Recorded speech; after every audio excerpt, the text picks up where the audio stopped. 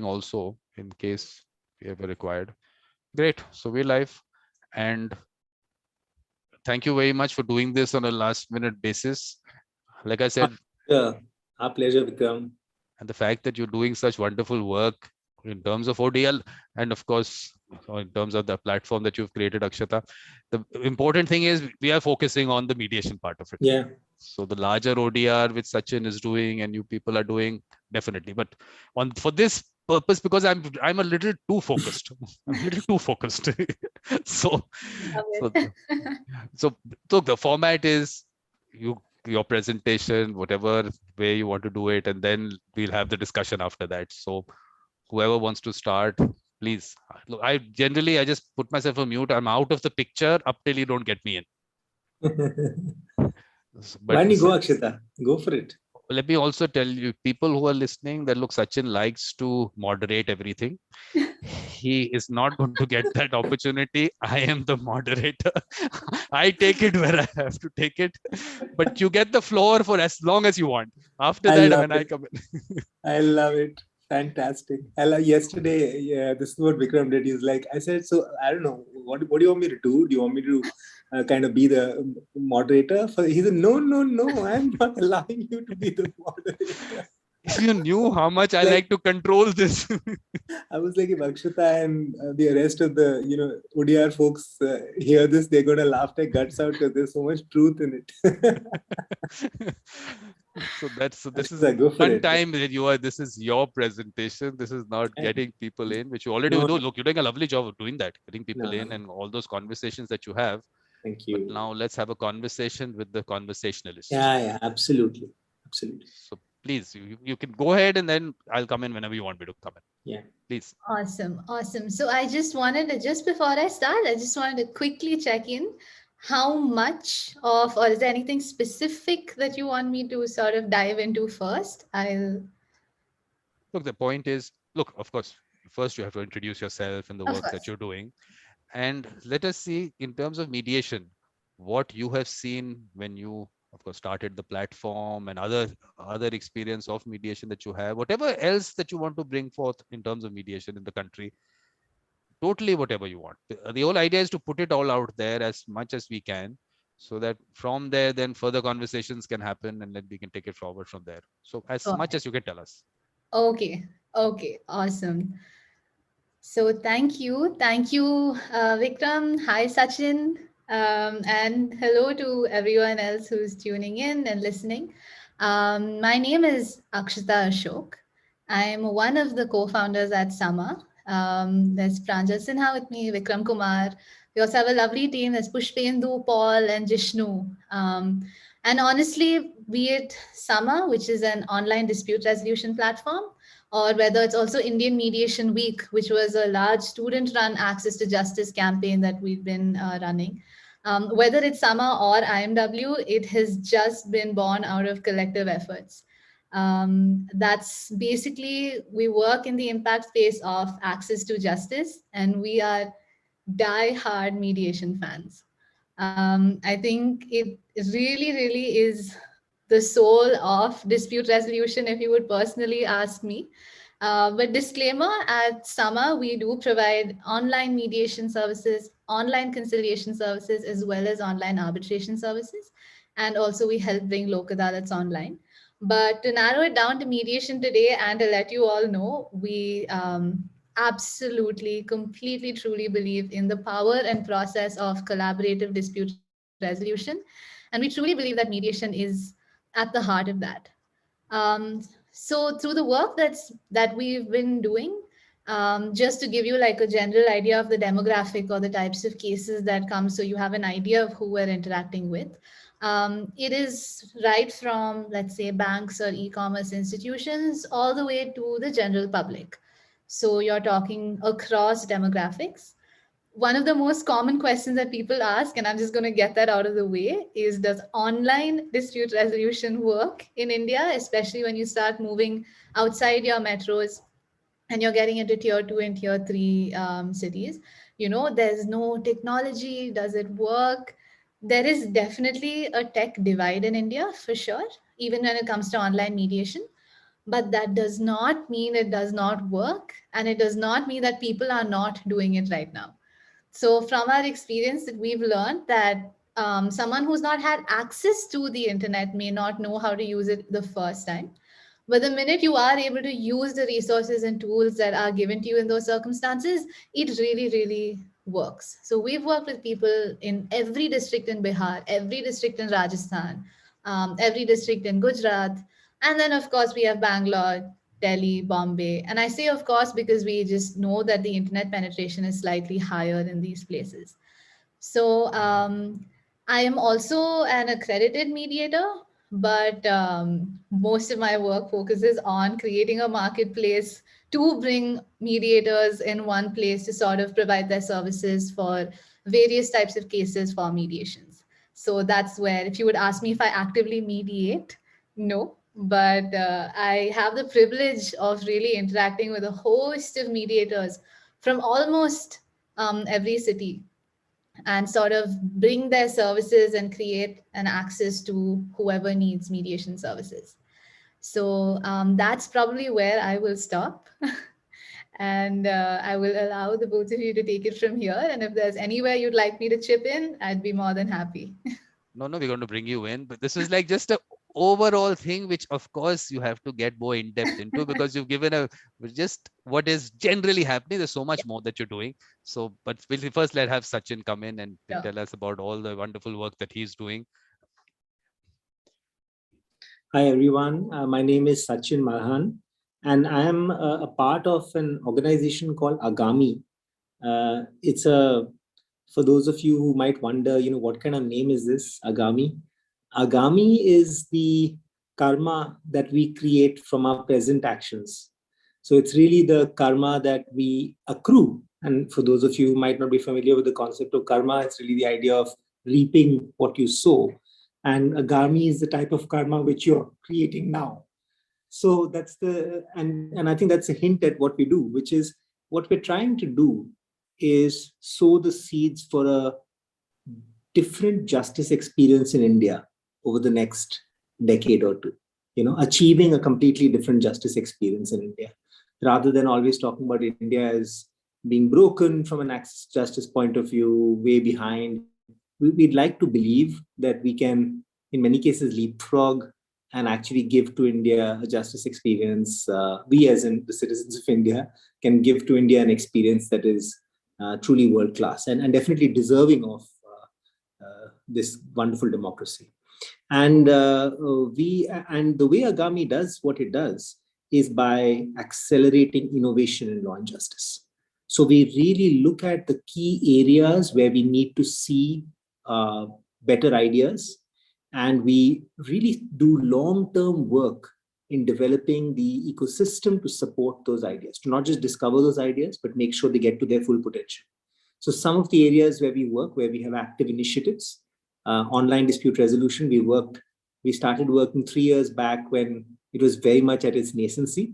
And of course, it had some remarkable champions who had been slaving for a couple of decades to make it happen, but it was still at its infancy. We have an initiative in digital courts, which is about giving India inclusive digital court access. Again, of course, there we have, and every one of these initiatives, we have to work really closely with multiple different organizations who are leaders in that space and pioneers.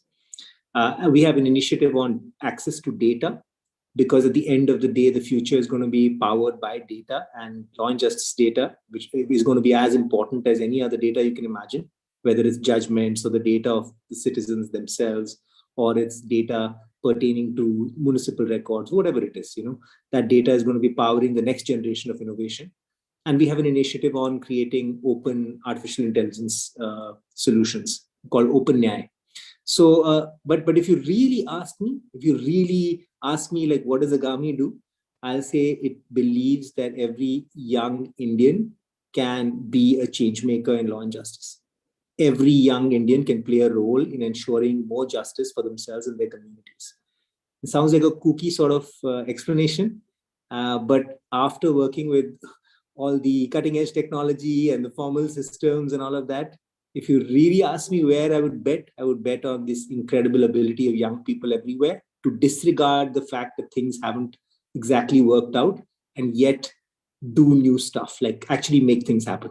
And I know Akshita is going to be sharing examples of, and I would say Akshita and her troupe of case managers and dispute resolution professionals is Sama. Like you barely heard those stories. You need to hear those stories because they're stories which most people who've been around in law and justice would say, ये तो हो नहीं सकता क्योंकि A, क्योंकि B, क्योंकि C, क्योंकि D. And the fact is that many of these young people don't know the A, B, C, D. They just know कि try करते हैं, चलो करते हैं, हो जाएगा. So this is really at the core of our belief in Agami, is that a new generation of people who believe you can make change is coming into, is there, not just coming into shape, is there. And we are really their biggest cheerleaders. That's what we do. So that's what Agami does. Day job can be more boring than this explanation of what Agami does. But just to tell you a little bit about, on the online dispute resolution, we've always believed that this is one of the most important areas. The reason is that we believe that it is a space for innovation. When you ask the very simple question, what can technology and data and the potential of young professionals be harnessed to create solutions to dispute categories that in the past were not dealt with in a creative way? If you ask that question, you break out of the box of litigation, mediation, arbitration, the boxes. You really ask the question from a problem and a solution point of view. Are there problems out there in terms of disputes that can be resolved differently? Harnessing what we know to be the most superior ways to resolve disputes, which is figure it out between yourselves. Which is what mediation is. So OD, online dispute resolution, is a priority area for us because we think that over the course of the next 10 years, we're going to see tens, if not hundreds, of innovations which are leveraging technology, data, but most of all, our intrinsic ability to be creative with our disputes. And they're going to solve new categories of disputes, huge new categories. Already we can see that most small, medium-sized loans are being, now people are attempting to solve them using online mediation, online conciliation. Most disputes inside existing business ecosystems, like between retailers and wholesalers, people are attempting to do it differently. So we can already see that the new generation of leaders is saying, let's do this differently. This doesn't make sense to go to court. We are eroding trust. We are destroying value. Doesn't make sense. Let's look at innovative ways in which we can do that. So we do think that online dispute resolution can be a phenomenal space for innovation. And the result can be, frankly, the reason why I'm so excited to be here, thank you for having us here, Vikram. The reason is mediation is the way we have to do it. The fact of the matter is we've got it wrong all this while. The idea that somebody is going to sit in judgment and tell you, you're wrong, you're right.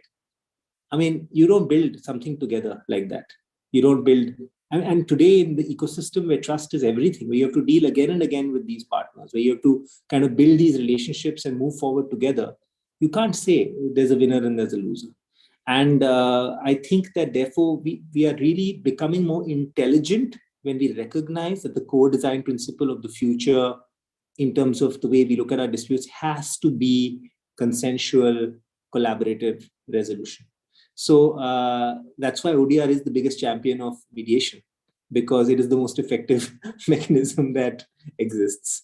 But I think sometimes, and this is a controversial statement, mediation as a field doesn't recognize how big ODR can be as a vehicle to enable mediation to get mainstreamed. Because it is what is packaging mediation into the contemporary, highly digitally empowered frame. So at the end of the day, that's an incredible partnership. And my hope is that 10 years back, we see that ODR managed to bring mediation the attention and focus, or let me just put it this way, brought mediation center stage. That's what ODR did. It brought mediation center stage. And I think if we recognize that it can do that, and it can talk a different language to new economy, we'll have something interesting to look forward to. Look, interesting thing is that the combination that we have Sachin on one end looking at the larger policies and other things that need to be put in place, all those discussions, and Akshita hands-on actually has created it. But the point The is, look, real you, real yeah, McCoy, real McCoy is Akshita. हम लोग बोल सकते हैं पर असली जो mister Joshi and Mrs Gupta के बीच में लड़ाई हो रही है, that resolving those disputes, that's real. look, the point is that whatever we are recording, what we are doing is going to go to various corners of the world. People who are part of it from every corner. So there are a lot of things that we are doing here, which maybe are some things that people have not really looked at. So let's look at it from this perspective that we are doing good work. And how can this good work go out? So that's the important thing. So two things will happen. Sachin will, of course, tell us about the various things that people are putting into place. And you've all these change makers and everything. Each one of them, look, this is what you've just given us is a broad understanding of the whole thing. But because each of those specifics is important, because people, I'm telling you, might not even have heard that this kind of thing can happen or could happen or would happen. So that is one part that you take us through. And Akshita, on the actual, because look, you are doing this for you, this is your everyday life, but people do not know that there are such platforms available, and you'll be very surprised. India and this may be far ahead. I mean, really. So if setting it up right from the fact that in college, the thought process and what the general awareness of mediation was and how it moved forward, very important. So whoever wants to go first, the policies on one end or the hands-on one end, whatever way, but we have to get the broader picture and we have to get down to the specifics as to how people can actually put it into place. So let Akshata go first, Sachin. Okay, so Akshata, please. Thank you. You know, every time you say my name attached to it, it just gives me like a jerk because it is genuinely, it is such a large problem with so many like moving pieces and people working on it. It feels almost like my immediate reaction is to say, no, there's like a million people pushing this forward. But yeah, I just think if there were a few things that I would want people to know, right? Like if someone were to ask me, a few years from now, what exactly would you like to look different?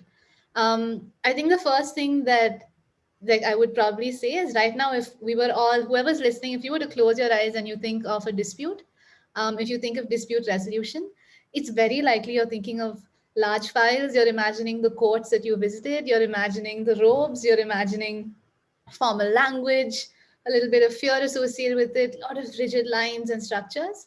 Um, but the minute I'm looking at the involvement of mediation more mainstream, mediation being your first reaction to dispute resolution. And personally, for us at Sama, taking it a step further and saying, like, doing that online, it could as well as, you know, the image in my head is there's someone sitting in a room, there are like the children's toys all spread out, there's a child at the left, there's your kitchen things going on the right, you just have your phone or laptop, you're resolving the dispute.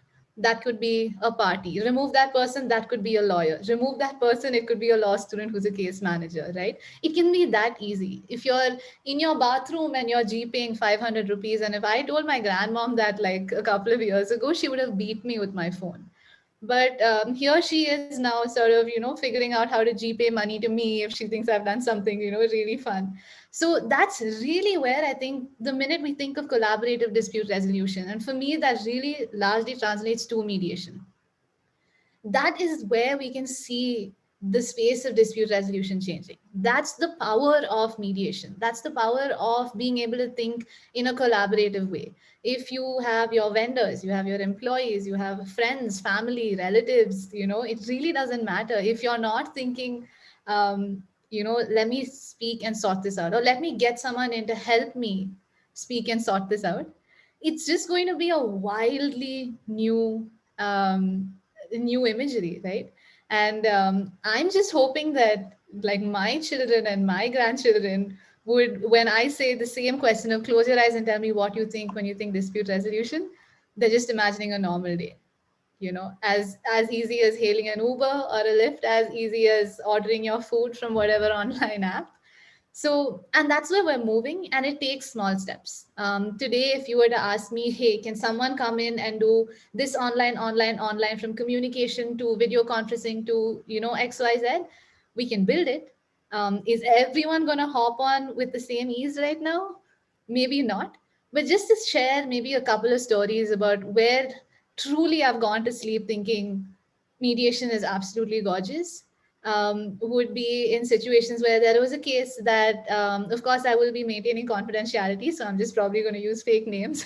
So, but you have, there were brothers who lost their parents, and basically, of course, family got involved. There's basically been no resolution, no holistic resolution.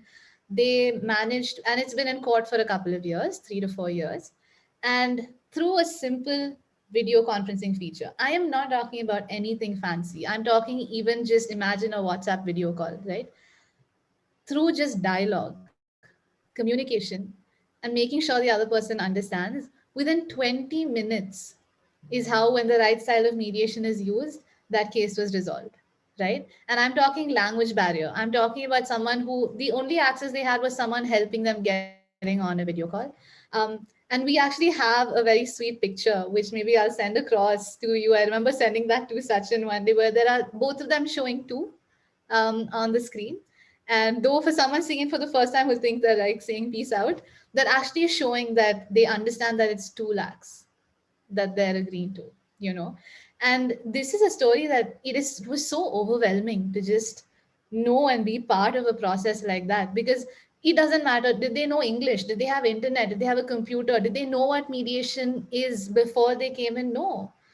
But they learned with whatever tools and resources they have, and with someone who was willing to explain what that process would look like, it got solved, right? And we need these small victories to then take the larger picture of how do you scale it, how do you make everyone sort of, but you do need these smaller victories.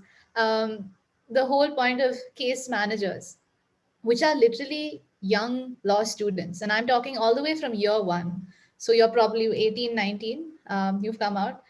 If you just have the mindset of just being kind and just wanting to help someone, that is literally the prerequisite to entering as a case manager for a mediation, right? And you have them helping scores of people, just filling those small gaps. That is probably what, they sort of slip through those cracks before they reach a mediator. So it's just more of these small everyday things that we're trying really hard to put together, that hopefully over time we can come up with one concrete scalable idea for everyone. Even mediators now on our platform, we've known some of these mediators that have been fabulous divorce lawyers or property lawyers or banking mediators, who were either in Chennai or Bombay or Delhi. And only the people of Chennai, Bombay, and Delhi have had the good fortune to have used their services. But now all of a sudden, if someone even from, let's say, like Gujarat, says, hey, this is my problem, I need a good property lawyer, just the feeling of being able to connect them to the best of the best, even if they're sitting in Bangalore, right? It's so powerful even for a mediator to now have access to providing their services all over. Because sometimes I just know, like I would just know that, no, Vikram would be the perfect mediator for this case, but oh, he's sitting here, the parties are here. So just removing the geography out of this whole thing has really been a game changer for mediation as well, in our opinion, because now we're able to really, really connect as well as we can, you know. So these are just a couple of things. I can go on, and I'm just being mindful that there are that we have other people that also need a chance to speak, so I will stop here. No, But yeah, thank you. no, it's not going to be thank you. There's got lots that we are going to get out of you, Oh, because I'll tell you what the thing is. All those small, little things as to how you operate in terms of, look, you use the word Lok Adalat. Now, people who are in various parts of the world, they don't know what it is. So we'll take them through the whole thing. But the main important thing is that we're now looking at a global pool. So now we're looking at this, because right now you're talking about the India situation. You are going to grow. You're going to have this global pool of people from all over the world. So we should all. I'm telling you, if India is going to be the base, let it be the base. Why not? So let's get them all together, which is what I'm trying to do. Identify these people out there. But just think that this is, like you said, the important thing is that that whole geographical aspect is gone. So that you've actually worked on it and it has worked well. In terms of numbers, you'll take us through the numbers, but first we'll get Sachin in, and he will tell us on the larger level what all is happening and how he's looking at it, scaling up, and that. Thank you. And I want to pick up on a couple of things that Vikram, you said, and then what Akshita said about just going in there and solving problems for people, and they may not even know it's mediation or not, right? I think that when we originally started looking at, and our work is very different from Akshita and Sama's work, right? Like our goal is to build an ecosystem, to build the movement. Our goal is to make sure that 1,000 flowers like Sama bloom, right? I mean, we'll begin with a humble 2 or 3 flowers. One flower is also great, but like to make sure that the 1,000, like that's the sign of a successful field building, an ecosystem building, where many innovators can find their feet and thrive. Because remember, our entire philosophy is that if you are able to accelerate innovation in a space, people will solve problems and come out with solutions that work. And maybe they don't call them mediation, maybe they don't call them, but solutions that work. And since mediation is the most superior way, it will be what is powering all of this, right? So that was our philosophy, right? So that's very different from what Akshita is doing, which is the hard work of actually being an ODR provider, being an ODR services provider. But when we started, I think one mistake we made is we were seeing ODR from the point of view of what has happened in other parts of the world. And today I realize it's a mistake. And it's the innovators that have convinced me that it's a mistake. I don't think that's the benchmark. I think India doesn't have to be limited by what has been ODR experience, the ODR experience globally. I think in India, there is a tremendous appetite for doing what works. People saying, boss, I've been able to automate my inventory. I've been able to automate my logistics. I've been able to take care of my finances. But this dispute thing, if it comes up with a client or whatever, it has to go to some court where it disappears and everything is gone. My relationship is gone, my time is gone, my trust is gone.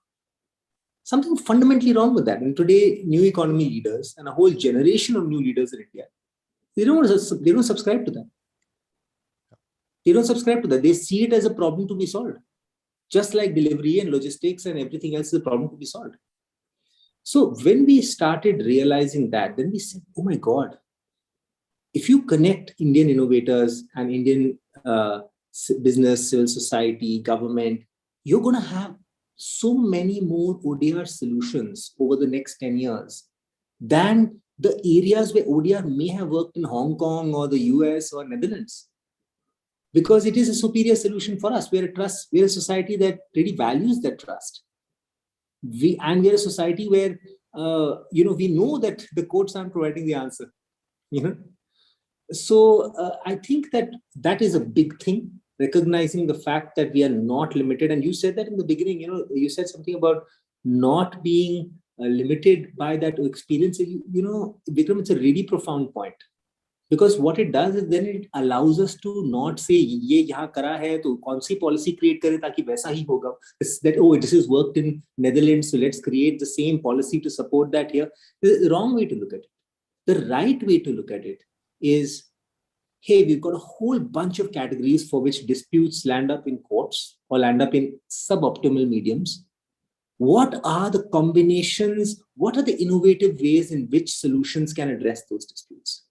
And let us unlock mass innovation. Let people come and say, I can combine negotiation and mediation in a hybrid offline-online model to resolve this within 10 days. And after 1 year, it will be 1 day. Let us trust innovators to come up with combinations and ideas. Because you see, when Akshita starts to describe what they have really learned, and you were saying, Akshita, no, we're going to push you on the details, right? See, their magic is in the details. They will tell you about when they would call someone and they didn't speak the vernacular language, the person won't trust you and won't even want to accept the consent, won't even want to give the consent to say, I'll take this to mediation. Because they're not speaking the vernacular language. How are you going to? So all those nuances, see, in theory, you don't get them.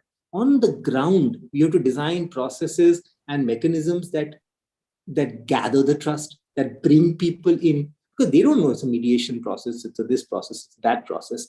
They know they have to first trust that there is someone who's looking out for them. And that process is to be designed for. So I think that is the reason why we remain these massive champions of innovation. And we believe that building innovation ecosystems that, especially for young people, because like I said, they don't have the baggage of what hasn't worked in the past. So building those ecosystems, whether it is for ODR or it is for data-driven legal services solutions or whatever it is, those ecosystems is critical.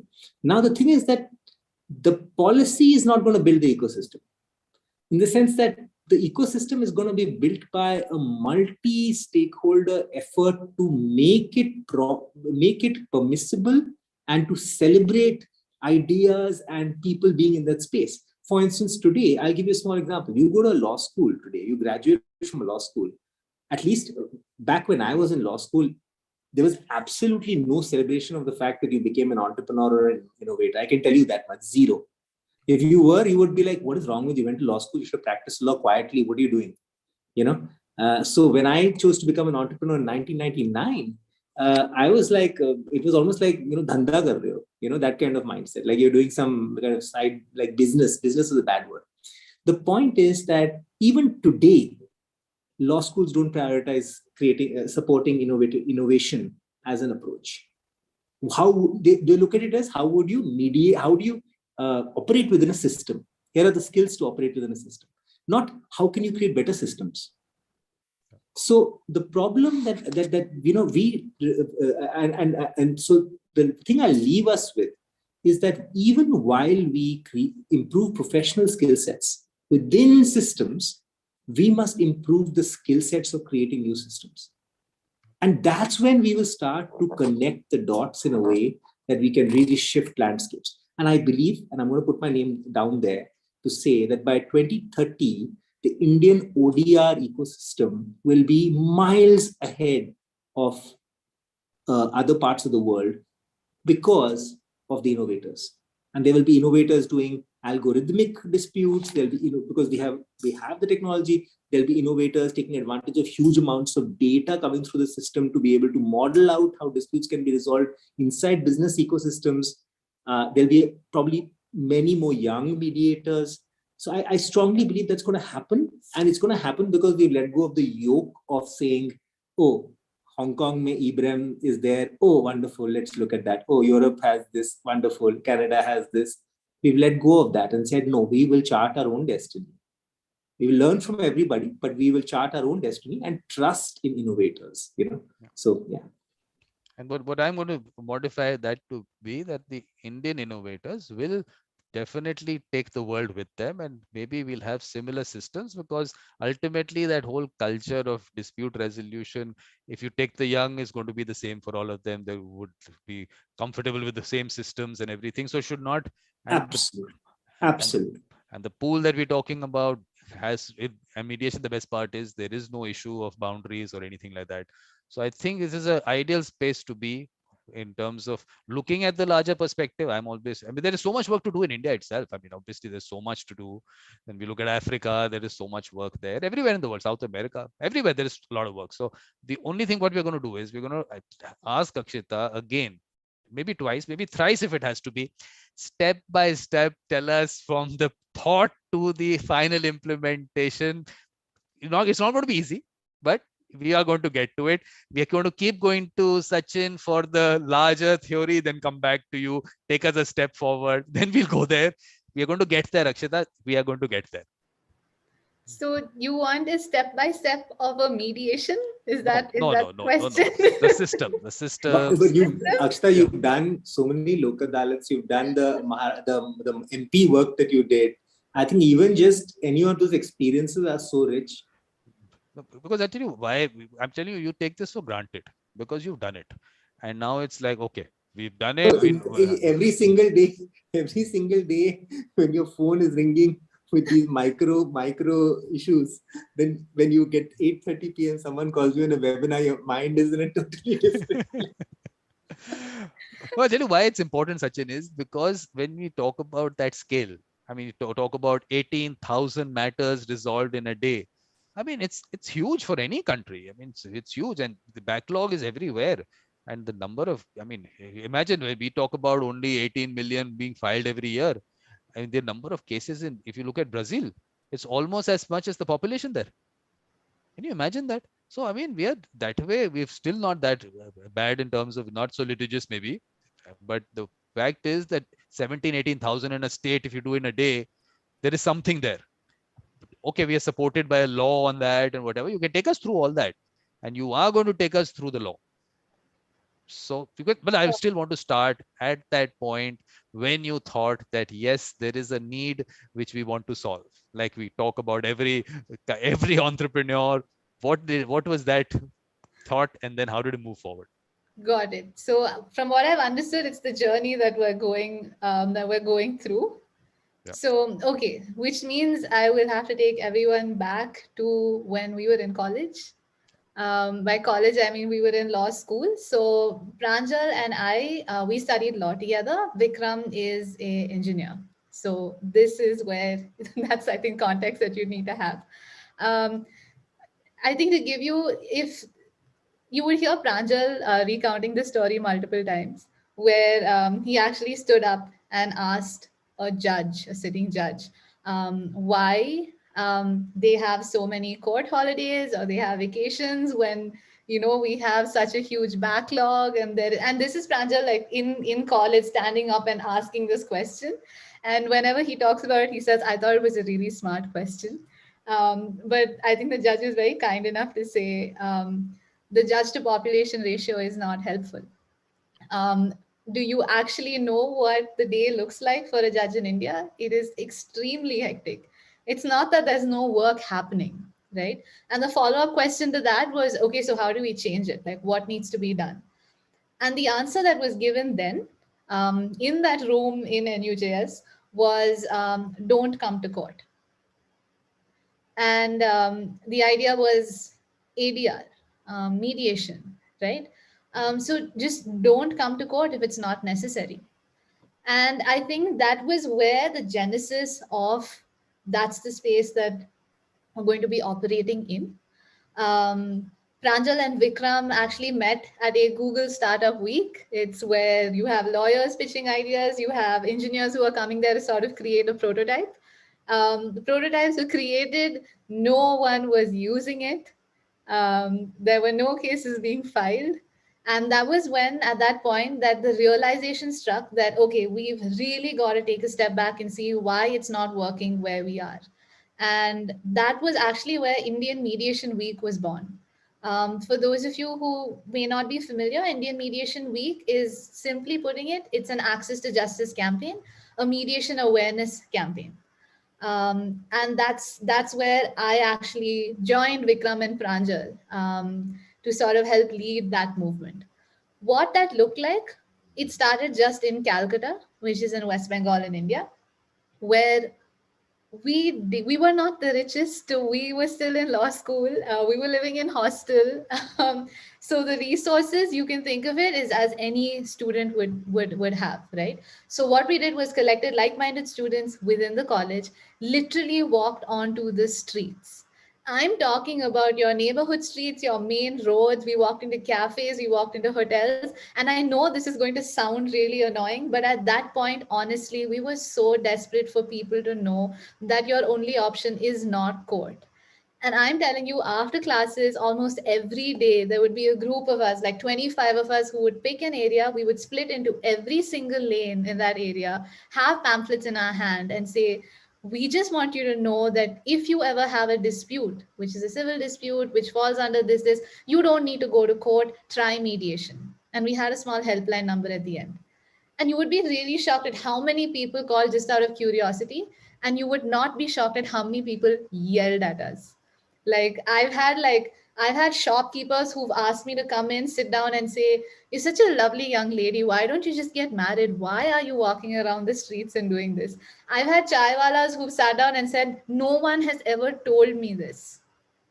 No one has told me this. I have my daughter whose husband has run away and she has nowhere to be and she's back home with me. And I always thought going to court was just something that we as a family cannot handle, that social ostracism, you know?"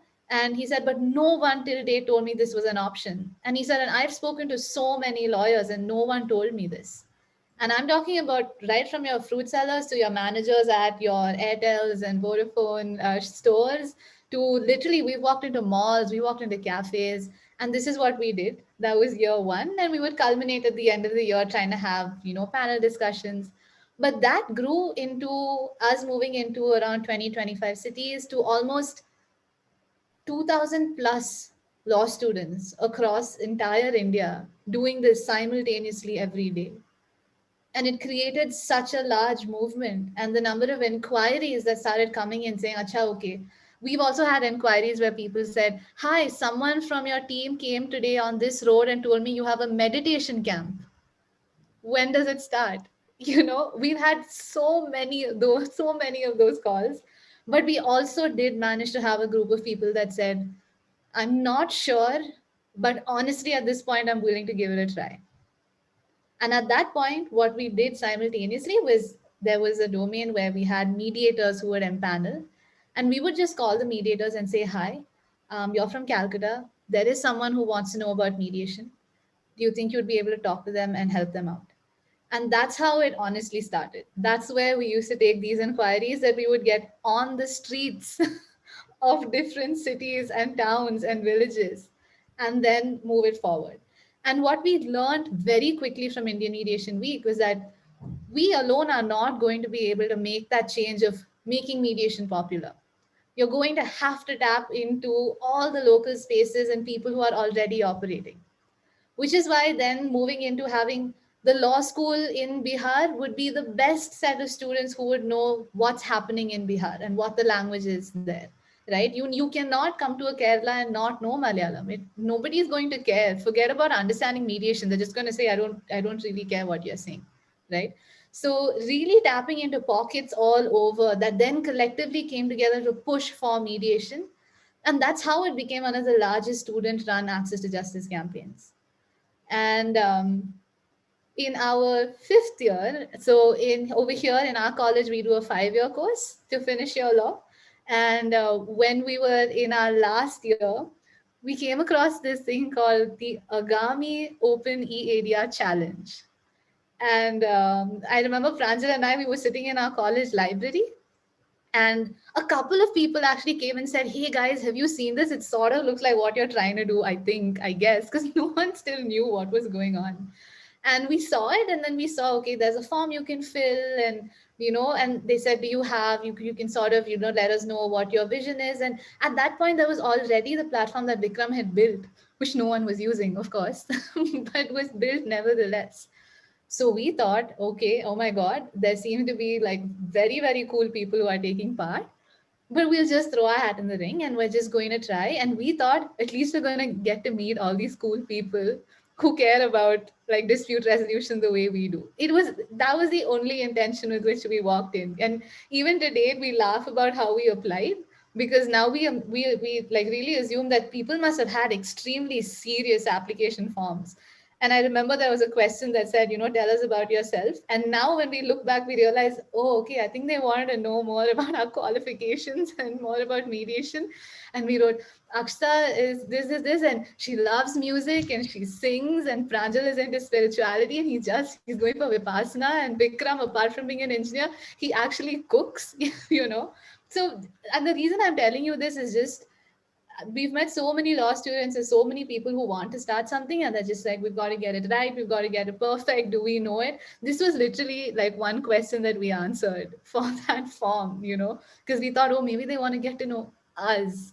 But it was with that level of ignorance, I think, a little bit, that we also came forward, but it was backed with a lot of work of the access to justice movement, meeting relevant people in the last 2 years, making sure we were hitting all the Calcutta courts and talking to them there.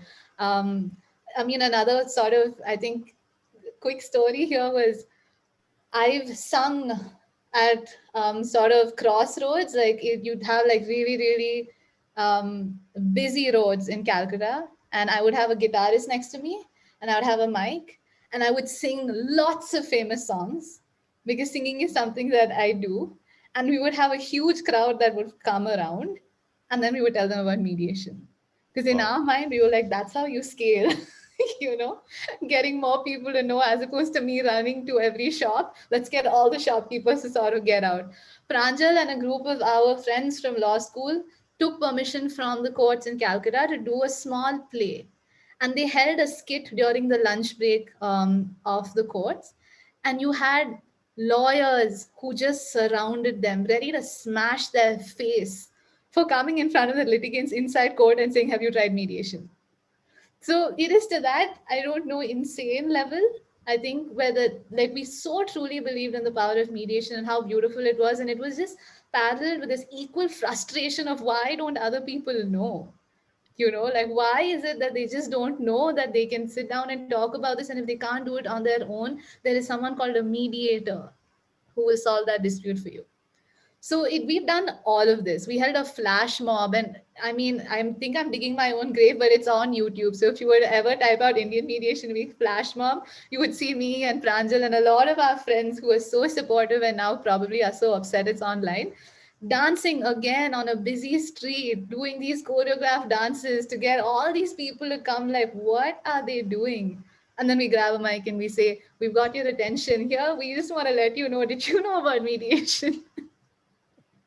But you would be so surprised. Every one of these activities led to at least 20 to 30 inquiries on how do I connect to a mediator. And that's all we could do at that time. Those are the resources we had. And one of us was good at, you know, writing a play, then that's what we're going to do. One of us can sing, well, that's what we're going to do, you know. So that's where, like, that's really to the level of madness of how much we love mediation. So I guess this speaks for itself.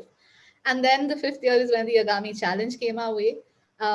We actually had to beg a professor. The finals of the challenge was on the same day as one of our last exams.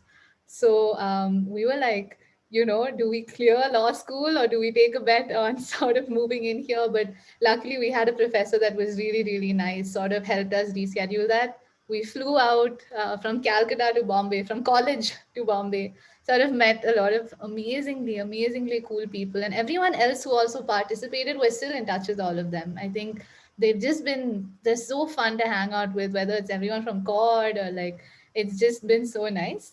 And yeah, meeting Agami at that point in our life really was a group of people or like a sort of safe space that said, we welcome your madness.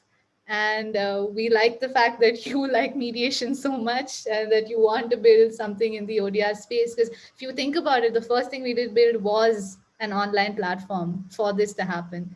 And I guess, I don't know if it was a wrong place, wrong time, but I guess we had to reach here. And that was how Sama was born.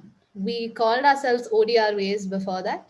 And then again, with the help of all the great people at Agami, we were like, hey, you know, do you think we can have a nice name? And Supriya, actually from Agami, who's Sachin's co-founder, was like, you know, what about Sama? Like, that's, and then she explained that to us, which is basically, if you see the art of worship or diplomacy in the Vedas, there are actually so many versions of this.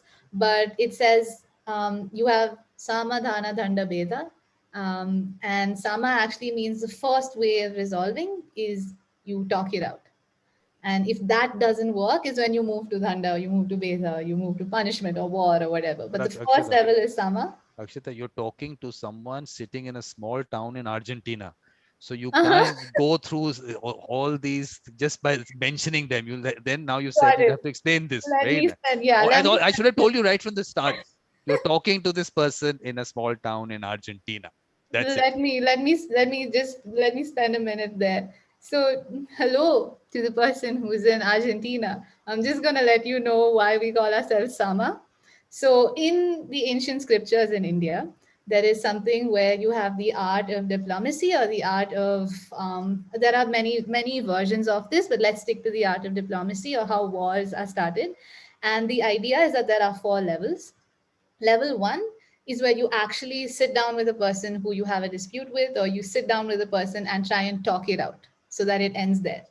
And then there are levels that go above, where it says if that doesn't work, you can move into like giving them a gift or bribing or figuring out what they want, or you move to punishment, or you move. So there are levels. But level one in the ancient scriptures says sit down and talk about it. And I think that resonated with us so much, again, because we believe in collaborative dispute resolution. We believe in holistic dispute resolution. We know we're wrong, but if I've not paid you money and you have a court telling me, yes, Akshita, you're wrong. You've not paid Sachin that money, and therefore we're going to fine you some more for not paying Sachin. That's not going to help me. So the idea is maybe to ask me why I didn't pay and sort of figure out how I can help Sachin out and how Sachin could help me out. So that's a small story on why we call ourselves Sama. If you want to know more about it, the ancient scriptures is where you have to sort of head. But and from there is when we truly started working on that platform. And we realized that if we add the element of technology, just leveraging the power of technology to a beautiful process like mediation, we realized, wow, we're able to access more people. We're able to do a certain processes faster. And of course, there were a lot of people, still are a lot of people who say, but mediation only works best when you're sitting in front of me. But those are questions that we're actually questioning. You know, is that really true? Are there not different tools that we can learn as mediators that might help us online? The pandemic has really got a lot of people scratching their head and going, hey, maybe there is a space to widen what a good mediation is. But yeah, that's was that a helpful sort Very of helpful, walkthrough? very helpful. That you Okay. can't, and you don't. I don't think you understand that what you did is so important. I mean, so this is something that you. I mean, I'm telling you this. You take this for granted that people sitting in various corners of this world who want to be part of mediation in whatever way they can, and you understand how mediation has gone by, this whole free and everything that has been created around it. These people have that mindset, and I keep saying that a person who has that mindset cannot do anything else. He can't get into litigation or anything else. This is what they want to do, but they're forced to do other things because they don't know how to maybe develop it. So what you're saying is very important, but you're going to come back to your step by step after this later. But before that, Sachin is going to tell us about this whole challenge and what the thought behind that was and what all he did under that and who all came and what all happened. Sachin, there's so much there. Sounds good. Yeah. The idea behind doing a challenge was to set a direction, to be able to say that, hey, as a country, can we create technology-driven solutions that can resolve disputes, millions of disputes, at scale. And when we sort of framed it like that, our idea was that we will use that kind of challenge. That's how it gets its name, right? Challenge. We'll use that challenge to discover the most promising startups and innovators out there. And we not just discover the ones who already exist, but hopefully serve as an incentive to get people to come together and say, why don't we form a team and work on this? Let's work on creating solution, creating a platform that can resolve disputes, millions of disputes. And I think the real clincher, when the dust settles, I think the role of ICICI Bank, is going to be, they did it with ATMs, they did it with, I think with forming HDFC, very understated, but ICICI Bank's role, their Group General Counsel Pramod Rao, their role in, we will take a risk. We will give the first 10,000 disputes to the team that can build the best, that seems to be capable of building the best solutions. We will take the risk. So they came in, they committed. I think without that commitment, the challenge would not have the magnetic lure that it did. It would just be a challenge in isolation. Okay, it would appeal to some people's motivation to compete and to kind of show themselves as having the best solutions because we had the ability to shine a light on them.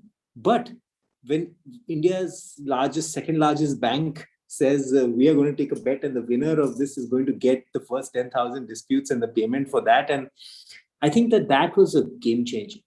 And that resulted in surfacing a whole bunch of organizations, some who already existed, some who came into existence after that.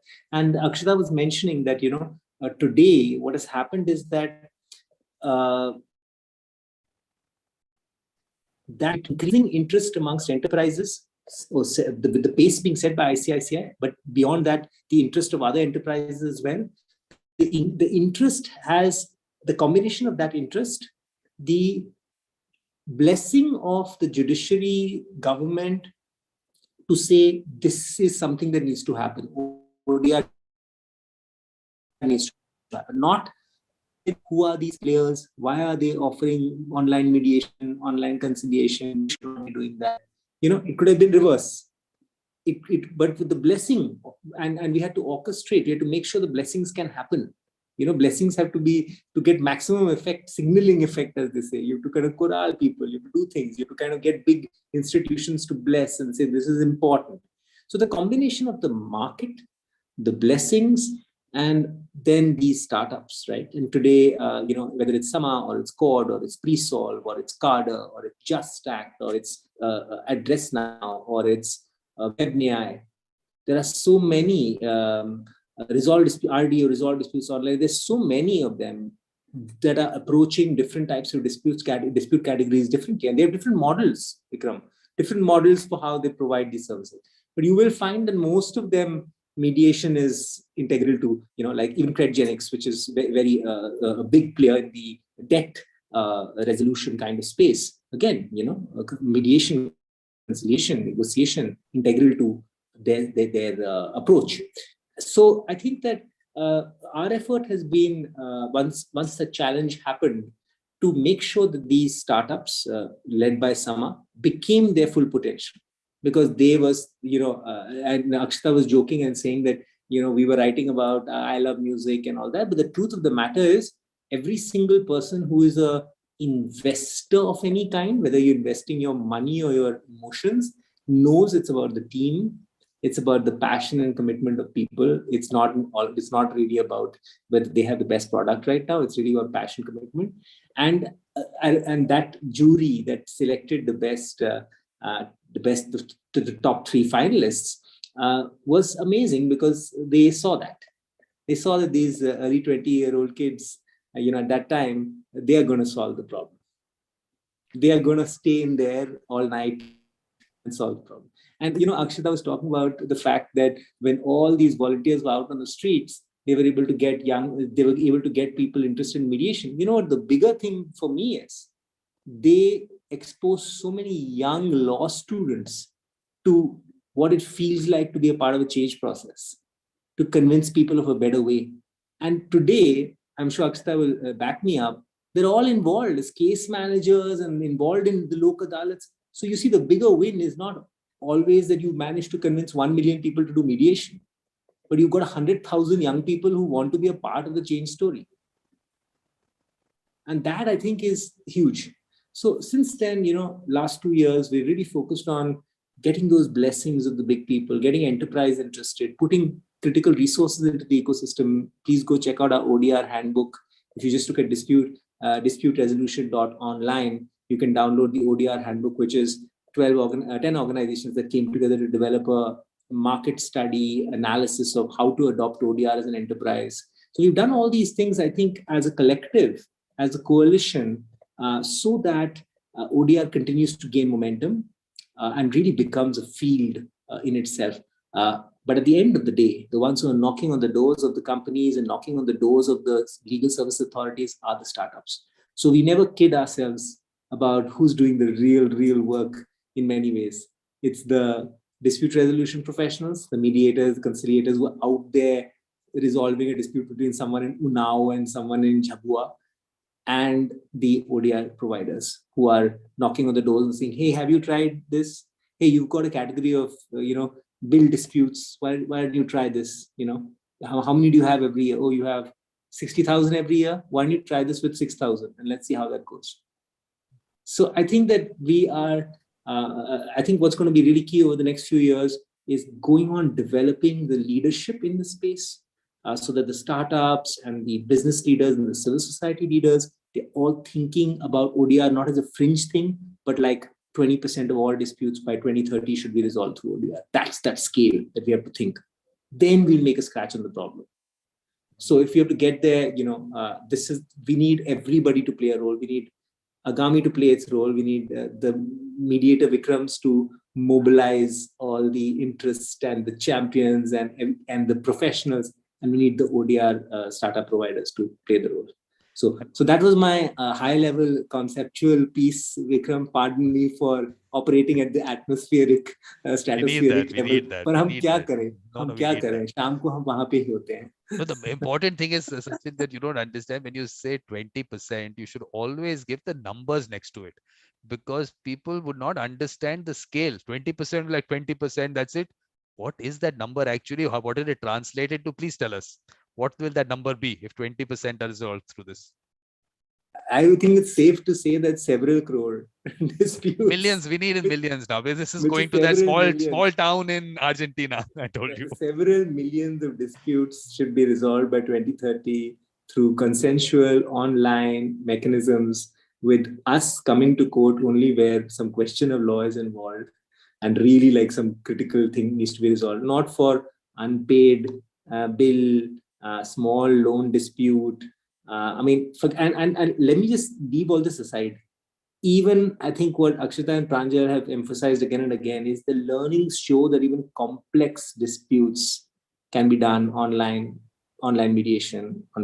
And so I think that the surprises that are going to happen over the next few years are going to be that this idea that ODR and online mediation are really going to be for the categories of small and medium. I think that's going to get flipped on its head.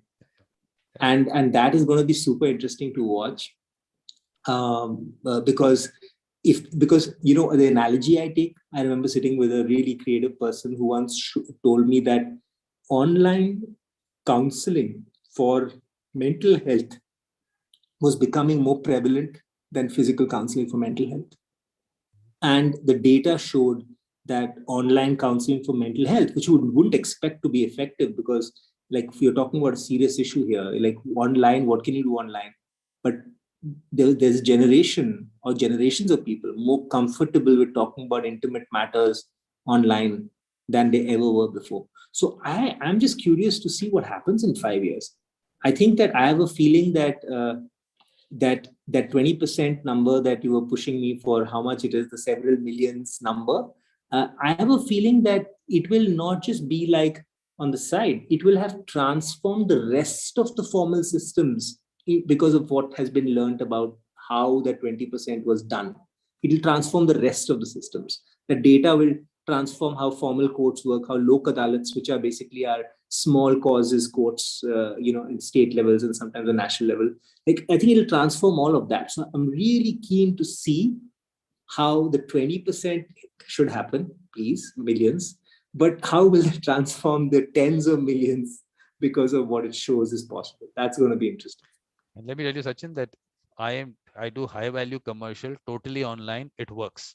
And the best part is that people, they appreciate it, but the first thing is they have to try it. And that we'll get into after that. But important thing that I want to tell both of you, I think you people don't realize how important that work that you've done with Sachin sitting somewhere, a thought that we should do this challenge, and then ICICI coming in. These are small conversations maybe somewhere, but the effect on that, so that one individual whose matter gets resolved online, look, these are individuals involved, the people there, the figures might be millions and thousands or whatever, the individual, their lives there, which they would have spent 20 years in a court, and you're actually being able to help them resolve something. I think you should be able to look at that and pat yourselves on the back. I can't do it right now. So, but I think maybe, do you realize this or not, that what an important role you're playing?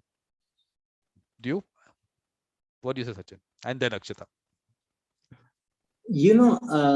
I think that I think we need to remind ourselves of that, in the sense that, Vikram, sometimes what happens is that, like, we celebrate, like just a couple of days back, we got great news from one particular startup in our ecosystem. And then Akshita and Pranjal and Vikram also wrote with some news about the Maharashtra work that's happening.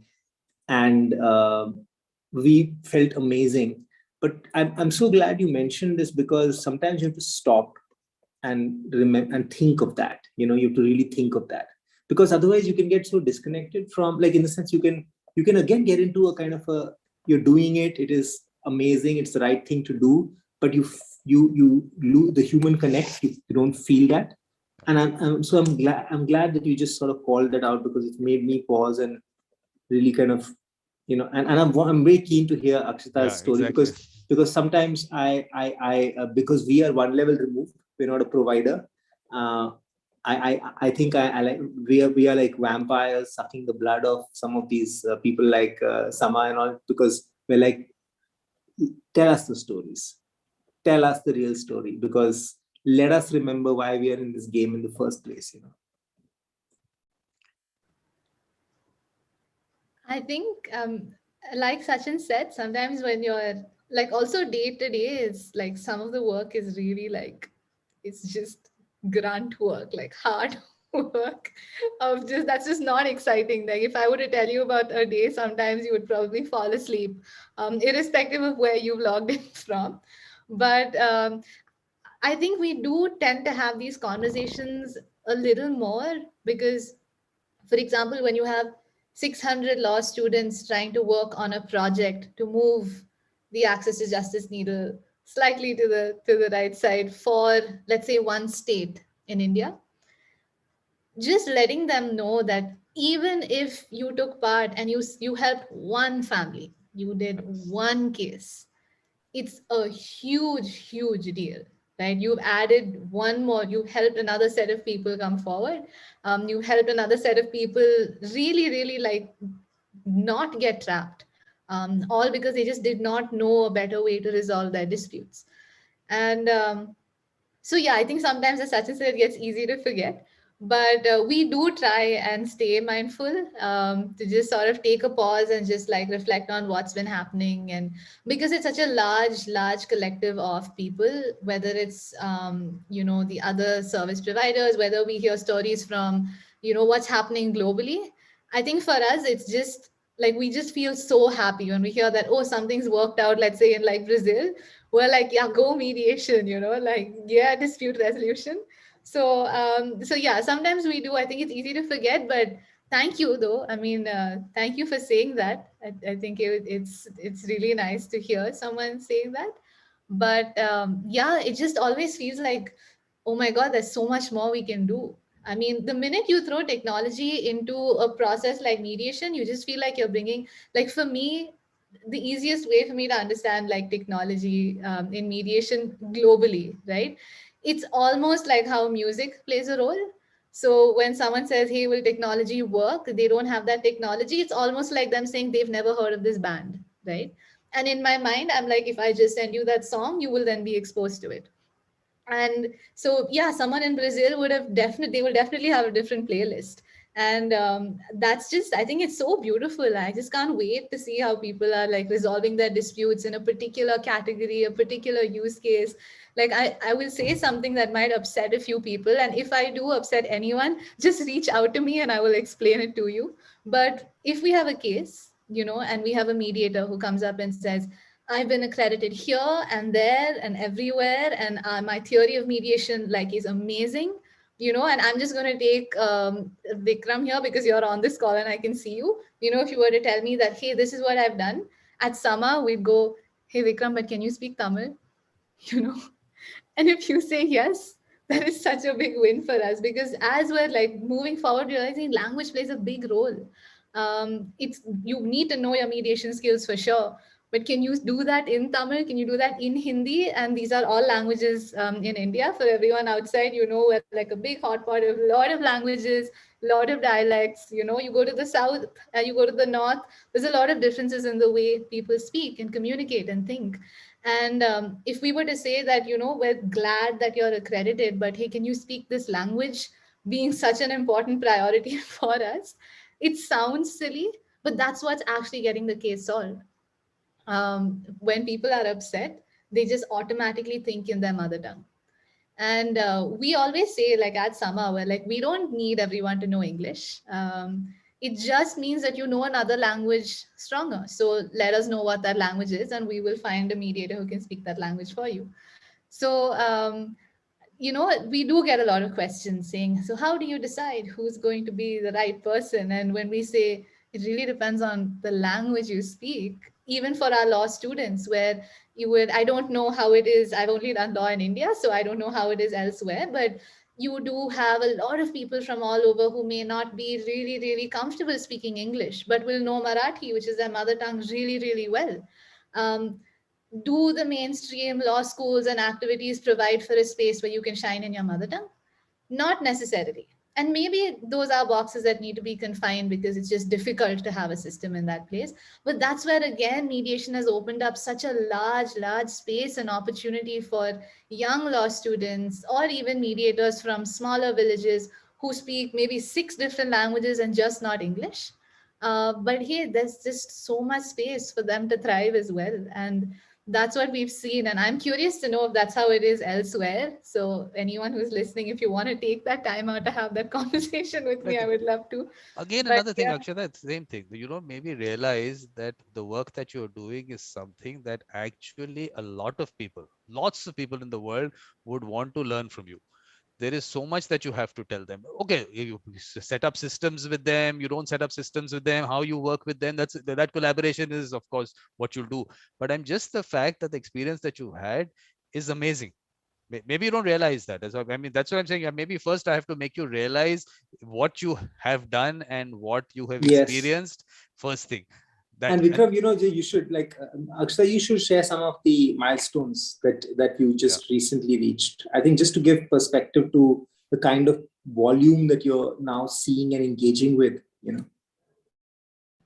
So I think internally, like when we started the year, when we sat down, we were like, where do we really want, like, what's a good place where we would think we're reaching good traction, or that we're helping in the space of access to justice. And that's when we thought, 10 lakh cases or a million disputes that hit the Sama platform would be a nice place, would be a good, goal to have. And a couple of days ago, that's actually what happened. And the beauty of how that happened was, again, figuring out a really niche use case, which is what makes this process so like, it's so exciting. Like, yeah, we've worked on financial matters, you can work with the banks, you can work with your e-commerce companies, and there's so much there. But then there are also like these small gaps. Sometimes they're not even called use cases, right? They're not even called a particular type of dispute that should be solved. It could be a subcategory. So just as simple as when you're speeding, or you don't have your helmet on, or you don't have your rearview mirrors in place, and you get a ticket, your speeding tickets, just those cases. And you would be shocked at what the volumes are. And I'm pretty sure globally these volumes are really, really high. And of course, there are some things that the systems have put in place. But the problem is, when you are building for a billion, or you are trying to figure out how does everyone pay their speeding ticket, you do need to think of a large umbrella problem. But the minute you come into the ODR space, you can really start narrowing down into how you want to do that, right? Can you target every single person with a notice, so that they literally get a notice on their phone where they click and then can sort of make that payment? So I think what was really exciting was also the discovery of like a new use case that could be helpful. A lot of people, I think something that breaks our heart, and we've had this conversation a lot, I think even with Sachin, what breaks our heart in India is something called the unmet legal market, which basically means there are a lot of people that have disputes that do not go and get help because they just don't want to go to court, or they don't want to go to a formal system for many reasons. It could be you don't want to put that time. It could be you don't have the money. It could be you don't have the resources. It could be a formal system is just not accessible to you. It could also mean just accessing that could mean social ostracism, right? But just to know that even though it's a right for every single person, that there are a set of people and a large set of people that are not taking their problems or their disputes to get them resolved, like those are the people that we also really want to be able to help. And we're hoping that removing geography, adding technology, the beauty of mediation, the beauty of other processes sort of come in and help out. Because then if you think about the statistics, you're like, wow, we have a lot of people that are unaccounted for, you know And um, if I can just add something to yeah. what Akshita was saying, just today I was chatting with an amazing organization called Gram One. Gram Vani, what it does, it has an IVR, basically phone-in based system, where people in rural areas can call in, share the challenges they are facing, or update on something. Basically, it's a bit like a kind of a, imagine a giant rural India focused chat room with voice, you know, and because voice is more comfortable for a lot of people, right? And Gram Vani has started seeing that large number of people are logging, are calling with grievances and disputes, saying, "Look, I'm eligible for this entitlement, but I haven't got it. I was supposed to get this payment, it didn't come through. I have this." So, what's really exciting, Vikram, is that now because of that ecosystem thinking, there are all these innovators that potentially one day could actually work together to solve for problems. If we see hundreds and thousands of these disputes slash grievances get surfaced because of grassroots systems like Gramvani, then there can be an ecosystem of creative solutions like Sama and Cord and all the and Carder and all the other Pre-Solve and all the others, and they could fulfill those needs. So what is I think that we are on the dots are still to be corrected, and we're going to and for Agami over the next 3 years is a really important area, taking ODR, particularly online mediation, to the grassroots. And I think it's not correct to say to the grassroots because it's already at the grassroots, but how do you bring that in? How do you discover and amplify the innovation that can work at the grassroots level? I think that if we can do that, and again, that will the same pathway, all these amazing innovators, find them, support them, connect them, build an ecosystem around them. But if we can do that, then what Akshita was referring to as this massive unmet need, we can bring the power of innovation to this unmet need as well. I think that will be real access to justice, because if 80% are not even coming forward with their disputes, when we know they have them, then we have a serious problem in the country, right? Because like Akshita made a very casually, she said they'll be socially ostracized, but that's a very, very important area. I mean, you've experienced it because from your practical experience, you're saying this, but a lot of people won't understand that can there be a situation like that this doesn't come out at all.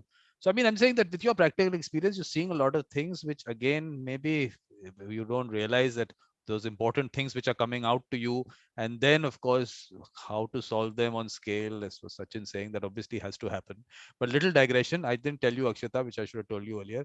Just because you mentioned singing so much, you have to sing whatever stage of this conversation you want to, at any stage. We can take a break only for your singing. Okay, so that has to happen. You said it and you want us to hear it. I know that. So Can I tell you something, please? All I was trying to explain was that with the limited resources we have, we were trying to get people to listen to mediation. So that is the only, I will please most what about definitely. this? What about here? We want people to listen to this symposium so that you sing and they Honestly, come thank here. you, Vikram. Vikram has I'm taken prepared. the Woodstock poster very, Yeah. very seriously. Seriously. He's like waiting for the morning Jimi Hendrix performance so that everybody rises from their graves. Oh my God. Oh my Okay. God. But no, it genuinely, because of the No, no, space it's okay. that It's you okay. It's have, okay. It's okay. Vikram, here, that we can now move on to talking about what we've been Okay. doing. Okay. I One important area which we need to discuss is the law. Because look, you use the word mediation and conciliation. yeah. You need to educate people on that and how that has helped you. Because having a legal framework, having conciliation available to us, how important that is. Countries don't have that. Let me tell you that. We again, maybe, of course, okay, people have not been educated on it for years. But the fact is, you had a framework to work with. So a little bit on that, and then Sachin will tell us about the larger legal framework for mediation and where the thought process on that is happening and how, whether it's going in the right direction and all that. So Akshita, first the practical part of it and how people saw that and everything. Got it. Got it. So I think the large act that sort of helps out the ADR space in India would be our Arbitration and Conciliation Act. That is something that we do have, within which you can operate in the conciliation space, you can operate in the arbitration space. Is there a standalone particular act for mediation right now in India, similar to the Arbitration and Conciliation Act? No. Is that good or is that bad is another separate debate altogether. There We'll are debate people. that. We'll debate that. It's a very important debate. I'm telling you, globally, it's a very important debate. We'll talk Correct, about it. Yeah. correct. And I think it depends on who your stakeholders are when they're debating this topic. Because I think as like entrepreneurs, we would really like that flexibility to sort of not be like caged in. Though we see the value of having, I think if we were able to say that, hey, the way we can say there is a law for conciliation and arbitration, we could say that there's a lot of value in there. But for our minds that really like going, but why not? But why not? But why not? It gets a little restricted if we suddenly say, hey, this is the way you have to do it. So that is largely where you operate. You do have a lot of people in India But that will, Akshata, this is going to that small town in Argentina. They have yes, to understand the law on it. What is, how does it provide for things? And again, you don't understand how important that is, because this is a law that we have which they don't have. People don't have it, and how got it, we've been able to use it and how it helps in the process. It's got it, got it. So you do have, so like I said, you have the Arbitration and Conciliation Act. Conciliation, what it does is it helps you get a conciliation award by the end of it, which is a legally enforceable award. Arbitration is the same. So that's what's missing when you don't have a legislation. So, for example, you don't have that. A mediation would then just be a settlement award. But what a lot of people here, a settlement agreement, sorry. But what a lot of people are doing here is that they will still mediate. They will follow the process of mediation to the T, where it's just facilitative, or you're not giving your opinions, judgments, all of that. And then because we don't have an act, they will convert that into a conciliation award so that it falls under the large Arbitration and Conciliation Act. So that's primarily the space that India operates in. And of course, you have rules. So, for example, in India, you have a rule of who can be an arbitrator. You have timelines of how long can it take for someone to respond? How long does it take for you to, if you need, let's say, an interim award, something that's quicker before it Akshata, we don't use the A word here. I told Colin also. We don't use the A word on leads. the arbitration. We don't talk about it on this. Don't even mention it. Don't even mention. Well, I then, for everyone all over, we don't have a mediation law, so that no, that's we don't mention arbitration. We just don't talk about it, because I'm telling you there is so much. People just get worldwide. They don't even know they're different, and then we talk about them together, and then the whole concept goes into another got, direction. got it. Okay, so then I think that brings my sermon really, it makes it really small. So as Vikram was saying, some places don't have an act. We are one of those places. Though that is, we don't have a standing legislation as yet, but we do have, of course, like signing My off God, the this is convention. something. If you hear me on the symposium and otherwise, I keep saying we have the best law in the world. Seriously, we have the best law in the world, and only thing is, because of this usage of those two words, Mm, mediation concept, people are confusing the entire thing. That's why I told send you the theme. I started with the definition in the Singapore Convention. I correct. start with that, and we are a signatory to it. So in principle, we've accepted that definition. Principle, yeah. So no, and that definition, does conciliation fit into that definition? Yes, conciliation as we have it. So don't we have a law on mediation? Yeah, I'm just trying not to get hit by the lawyers who will be No, no, watching no. your I'm show. watching. I'm talking to you. I know we don't want. No, I'm telling you why I'm saying this is because there is various places, and Sachin, of course, is going to come into it, and he's waiting to come into it. But the fact is that you hear that we don't have a law on mediation. I am saying, first of all, what is mediation? Have you been able to find out? So only place we can go to is the Singapore Convention. Where else is it defined? And then does our conciliation fit into it? Absolutely. So we have a law on mediation. And the best part, like you said, there is a flexibility. You want to follow this process. You go for conciliation, you get a settlement agreement, which is as good as a court decree. You follow whatever you want to. That you can, and we need those two words. You do it, we call it mediation, and you get a settlement agreement, which is as good as a contract. Perfect situation. I'm saying we have the best legal structure in the world for some reason. And this is where Sachin comes in. What are the larger discussions on this? Because I'm telling you, people don't understand that the scale that you're doing it at, and in a village online, if a person get a settlement agreement, which is a court decree, in their hands in a village in India. What more empowerment you need in the world, in this country? And somewhere on the other side, I hear different discussions again, which Sachin is going to tell us about. So that end of it, let him come in on that. Yes, Sachin. You'll be interested to know I don't have much to add, Vikram, on that. I really do. I like you. I am of the opinion that light touch, because what is there is pretty solid. Like the different pieces are quite solid, and also like you, probably a little bit. I am worried about heavy-handedness, and I know that one of the worst things that can be done to an innovation sphere is heavy-handedness, and automatically it can starve, as they say, oxygen, by saying you can't do this, you can't do that. Only people with track record of this can do this. Only people with track record of that can do that.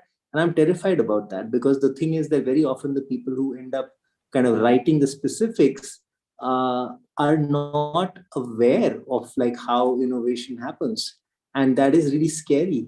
And the only hope I do have is that even when Niti Aayog was considering this issue, it was working with the Vidhi Center for Legal Policy, and I know the people at Vidhi Center for Legal Policy, and they are very mindful of this. So they are not. So as they were, whatever they were making their own submissions, the Jaldi team at Vidhi Center, they are not. They are aware that look, because they've probably seen so many laws land up and hit someone on the head. I think they are aware, so they themselves took that policy of not being heavy-handed. So from a environment, from a landscape point of view, Vikram, I actually subscribe to what you're saying. Look, I think we've got a lot of the pieces in place. We don't need much. We shouldn't be clamoring for something we don't even know what's going to come down the pike. That R word of regulation, it can swing both ways. And it can really end up like right now, Akshita is talking about celebrating, 1 million cases logged on the, like tomorrow, we never know. Somebody might declare something random and really derail India's one of the biggest revolutions in access to justice that's happening in the last 10 years. So all I'll say is, Ram Ram, Vikram bhai, aap jo keh rahe hain, you're absolutely right. We don't need to do too much, and I would like to see not too much being done, and let the innovators build, let the professionals grow. That would be fantastic. Sachin, you are sitting in a position where you were, of course, a thought leader, but you're also someone who can influence policies, which you should be looking at, because these are, I'm telling you, you can't understand, because if Akshita is doing it at that scale, and like I said, at that scale, getting a court decree in your village can only happen under the framework that we have. The moment you come into a different kind of a regulation in any way, in any form, first of all, my issue is that if the numbers that we need in terms of mediators, who are, if you talk about even some basic training, who are those people there to train those millions? I mean, okay, hundreds of thousands. Of course, Akshita will tell us in terms of numbers, but how many people do we need? For me, I am saying that for every 1,000 people, there should be a mediator. So how many do we need? We need 1 million mediators in this country. Who is going to be able to regulate that, certify them, and who's going to be doing the training? Either you're saying that every corner in this country, every village, every lane will have one guy sprouting up that I give this 40-hour training and take this certification. It's going to take it to a different direction altogether. So I think people don't understand the scale, and people like you who've seen the scale. And Akshita, that scale that you've seen, people should understand that how you are actually helping someone. Again, I'm saying in a village in India, because I think that focus is lost somewhere in this entire discussion. That person who did not have to get out of his house to go to a high court, which is 1,000 kilometers from his house, or someone who has 2,500 kilometers from the Supreme Court in this country, was able to get a court decree sitting in his village. I like, again, what better empowerment can there be? What better and the, empowerment? and the two words are important to, like we just explained, mediation being any process you do, any way you do it. It can be a verbal agreement, We do verbal contracts. It can be a verbal agreement. It becomes, it's your contract, and that's it. And if you want to go through the process, it has to be in writing, and you get a court decree. I mean, ideal combination. I think people are getting a little too lost somewhere. I think maybe because either they haven't been able to relate to it, they're too far removed now from what's happening down at the grassroots level. So I think that conversation that you are having, Sachin, with people, I think that's very important. So these people are No, actually on the ground. we do. I mean, we are by no means policy experts, but we do, when we bring the voice of the innovation community, we are unequivocal that we can't take anything that stifles the natural spread of things. And and there's even on the training side, Vikram, there's good stuff happening. ICICI Foundation, ICICI did an instrumental thing with the ADR challenge 3 years back, and now ICICI Foundation is focusing on making mediation skills like a core investment area in terms of actually supporting scalable development of mediation skills. So, and in fact, in just 3 weeks from now, you will receive an invite to a conversation with a group of community in India of people who work in this area to say, how do we scale mediation skills? So we are seeing the creativity already show up, and we really shouldn't be interfering in it. And I subscribe to that absolutely, and I hope that I think I'm prepared that there'll be a few surprises along the way. And I think what's important is us as a community to have that practical wherewithal, see what's worked in the last few years, and then from that draw our principles. That look, if this is already working and doing great, please don't mess this up with some idea of some box that you're going to put people in and some authority that is going to regulate like this or like that. But I would be lying if I said that I didn't have any concerns about that, Vikram. I have concerns that things can always surprise us, but I feel like the numbers that the ODR ecosystem is now stacking up, numbers like Akshita was talking about, a country would only ignore them at its peril, And yeah, put towards spanner in the works on that. I mean, that'll be dangerous, and I So don't that want to would be use. that would be a national disaster. I would put it as, I would say that would be a black letter day, because we have solutions organically coming up. We have this movement, the work that you're doing, the work that Camp is doing, the work that others are doing. We have the ODR movement. And right now what we need is investments in capacity, gutsy moves to try something, continued nudges from the courts. That's what we need. We don't need someone telling us here's how to make it a system. That would be a disaster. Yeah. So Akshita, what is your point of view on this? Because if there is a discussion, because we haven't seen any draft. I mean, I'm saying up till the government doesn't put out a draft, I also will not comment on it. But the fact is there are discussions and there is a direction that seems to be something that people are talking about. Who those people are, whether they are actually people who should be talking about it at all or not, with Sachin thing, I won't say anything because he is of course involved in the larger communities and talks to people. So I told him I will not embarrass him on that. So we won't get into that. But what do you think? I mean, how are you looking at it? Again, I think I'm going to have a really wild view on this, and I will try and sum it up. But if you were to, the question of, let's say like quality and capacity, how many 40-hour trainings are going to pop up was a question that came up in this conversation as well. Really, I would place my bets on some of our case managers who have seen so much, who have been part of so much on-ground dispute resolution, um, sort of already having imbibed so much of what mediation is, or the essence of mediation. And a lot of them have not done the 40-hour training program. Now, I'm not saying I'm against the training program at all. I myself have done it. Pranjal has done it. And we understand that you do need that filtering level of, where do you sort of cross over and say you're qualified to do it. But at the same time, I'm saying that maybe there are other ways to probably have skilled dispute resolution professionals or resolutionaries, as we call them, who would be able to help solve these cases. Like at the top of my head, I would be able to give you 5 names of law students from different parts of India right now, who I know for a fact will probably be able to do a good job of as much as someone who's just come out of their 40-hour accreditation program, Absolutely. just by virtue of how much they've seen and the work that they do every single day, right? They would know what upsets someone, they would know what makes someone okay, what makes someone happy, which are all integral skills of the process of mediation.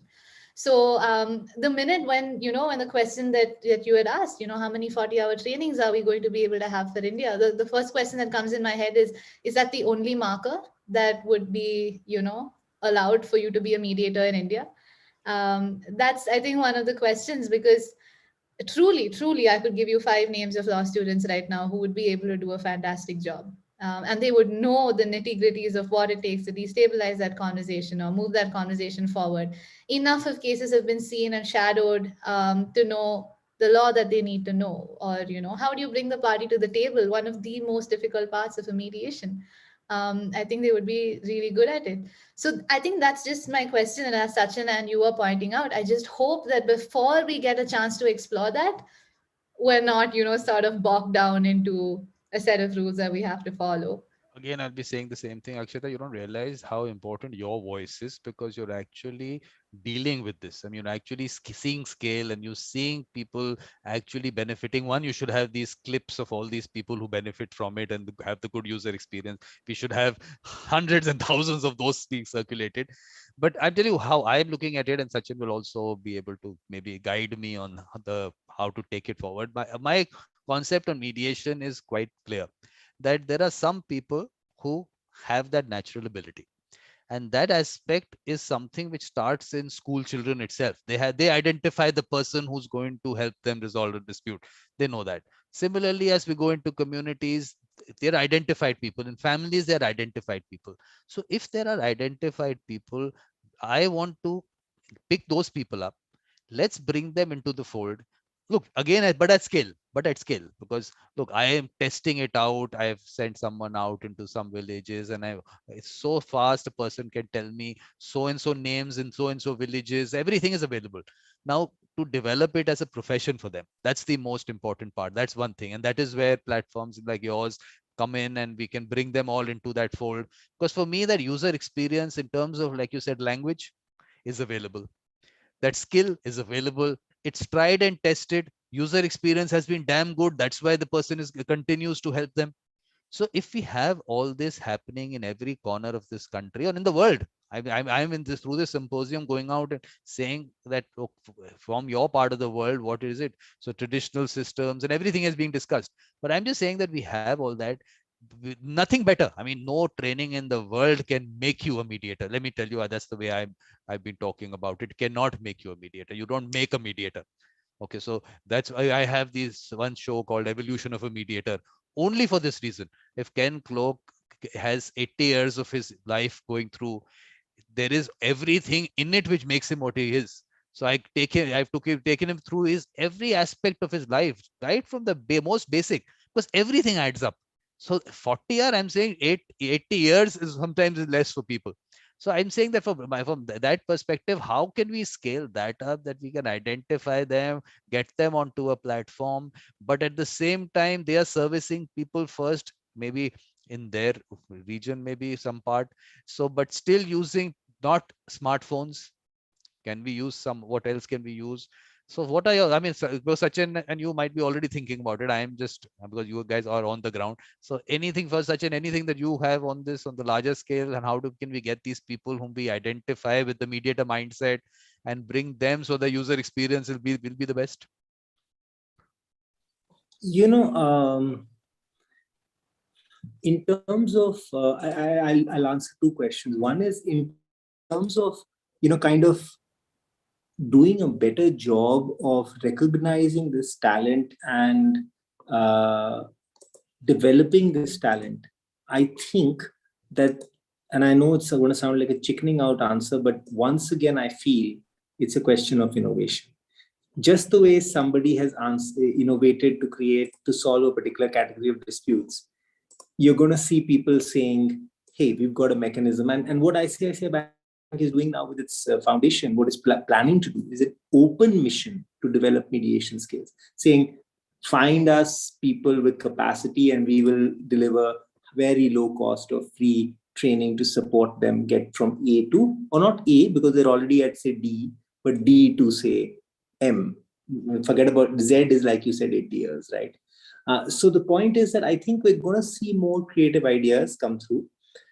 One thing, and I'll leave Aksheta to answer questions on how they're doing it for their own case manager community and their own resolutionary community. But one thing I want to add, Vikram, which is that I do feel one area where more can be done is more peer-based work in the ODR provider space, in the sense that ODR providers, whether it's Cord or Sama or Carder or Presolve or Just Act or WebNyai, they can do more to create systems that will become the models for just the way like advertising standards council of India type, not like so formal, but like for instance grievance mechanisms. They can all commit to saying we'll have some standard grievance mechanisms if our users are unhappy with something, or we'll do ABC. So I think that small steps can be taken for the service provider community to mature itself by collaborating more on certain kinds of standards. And, you know, like Chitu Nagarajan of Crack and the co-founder of Modria, and Colin Rule's co-founder, she talks about, you know, they're doing ICO, right, which is this international committee for ODR standards. So again, all peer-based standards that you can adopt and use. I think that kind of stuff, Vikram, will take us a long way in terms of some peer-based commitments to make sure that this sector matures as a whole. So I think that that can be done in a way that's actually helping, that's raising the bar, as opposed to setting or imposing bars, you know, different, raising the bar versus imposing bars, right? So I think that I want to add that point. I feel that work can be done. From Agami's point of view, it's a question of timing, like when to nudge and when to say, hey guys, let's do some work together to kind of create that sort of collaborative space where different ODR players can set the bar for each other or create some aspirational goals for each other. So work needs to be done on that, Vikram.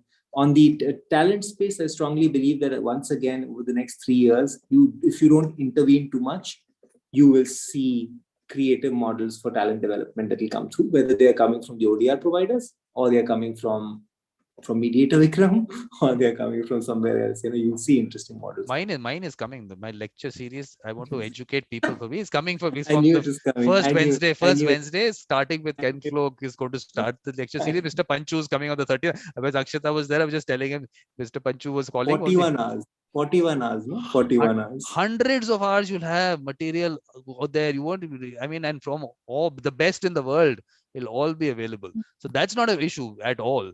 My only thing is that That's on great. scale, identifying the people, getting them onto a system, and to be able to use certain technology which might not be at the level that you might be generally talking. So one, Aksheta takes us through that. I know Sachin has to go tomorrow for his offsite, so he definitely wants to get out of it as soon as he can. If just one last, let her put it, because this is actually why I'm, Akshata, let me tell you why I'm asking this. Because look, how I've divided the concept that I'm going by is, one I call the Mediators Collective, the others I call the Peacemakers Collective. What I understood from the entire thing, which of course you're doing it on a different scale, but at the basic level, one is the awareness. So if people go in, talk about mediation, walk out. For me, it doesn't work. So now you have this peacemaker who talks about mediation, but also takes you through the fact that, yes, you have a dispute. Let me reach out to the other side. Exactly what your platform does. I want that to be an individual, because I still feel that individual connect at that grassroots level might be important. So does that, on the other end, identifies the person with the mediator mindset within that area, and then connects them, sets up the entire process, and that becomes a platform by itself, that person. So whether we want to actually scale that up, does a person need technology? First of all, you have to look at that. And you must have already thought about this. So please tell me how to go about it. Yeah, so I think when we're talking about like talent in terms of like mediators, one thing that Pranjal and I always say, and we catch ourselves saying this often, we'd be like, so for everyone not from India, ma or amma is how we call our mothers. That's how we refer to our moms. So there are so many times where it'd be like, mom could have solved that really well, you know, just by virtue of, you know, all her experiences. Just I just know that there are some disputes sometimes I feel I'm like, you know what, our moms would have done a great job at being able to sort this out. And even though that's such a flippant statement, it always constantly brings up, you know, it just, we're constantly thinking, what about that pool? Like, what Yes. stops her from being a mediator?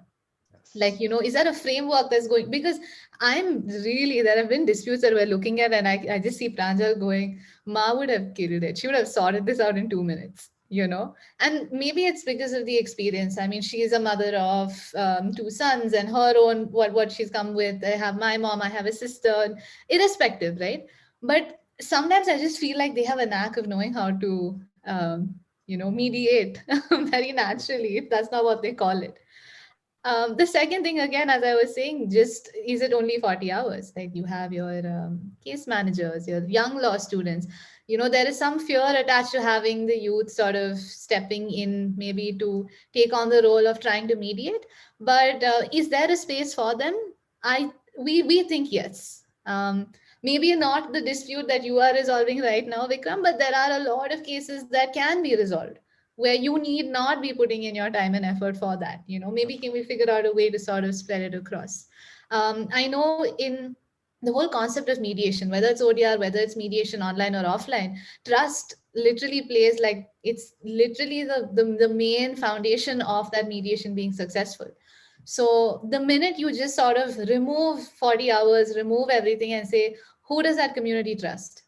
You Exactly. know, who does that, like in Kerala you see that you have the priests now who are being trained to be mediators, and a lot of people will have varying opinions on that based on what you think of priests or whatever, you know, what your religion is, all of that, leave all of that aside, right?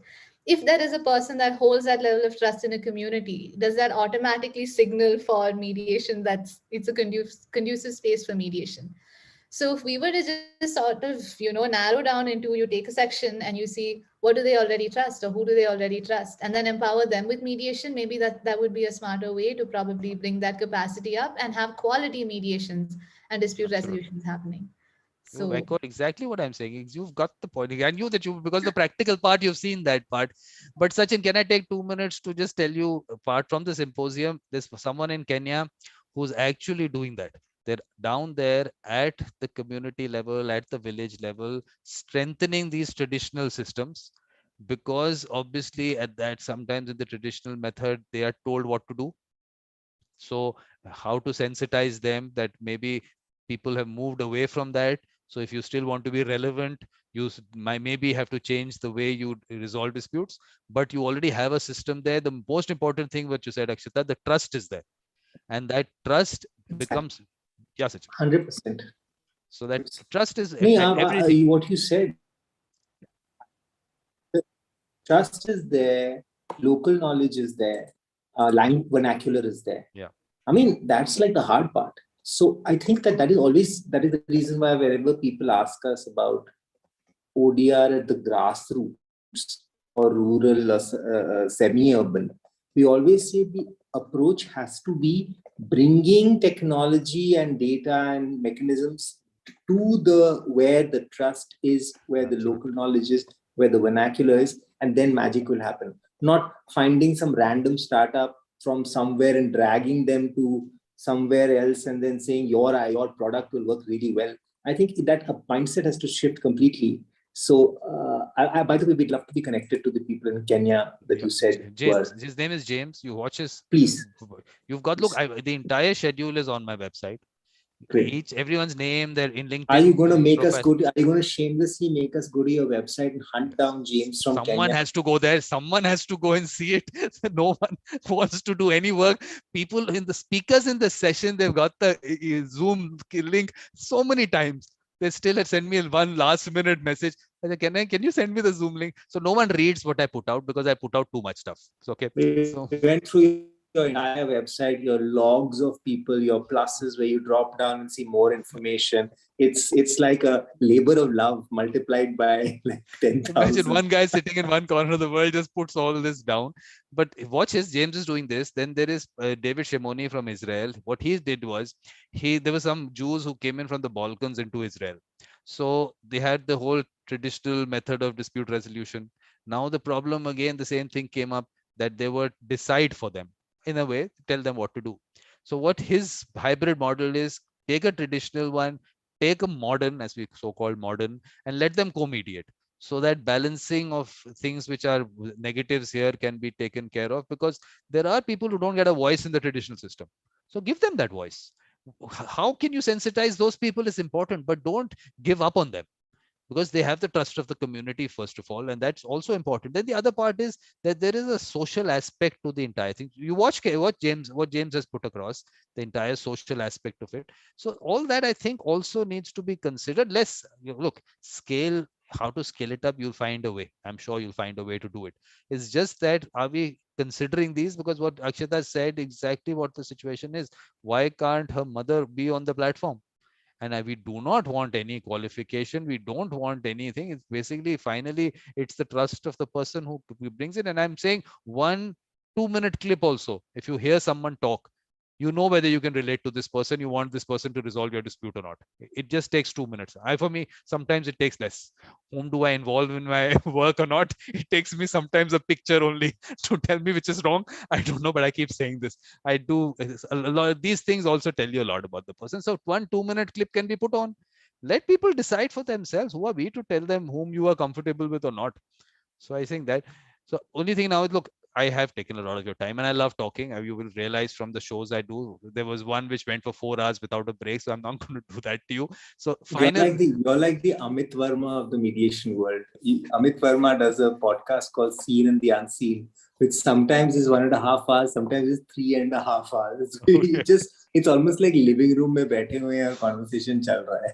You're the exactly. वैसा ही है. So now are you saying good things about it or bad things about it? I have not been able to understand from this. I'm a big fan of both. Amit Verma and Vikram Singh. Good. So your final words, Sachin, and then we'll move to Akshita's final words, in a sense, concluding remarks, not final words, concluding remarks, please.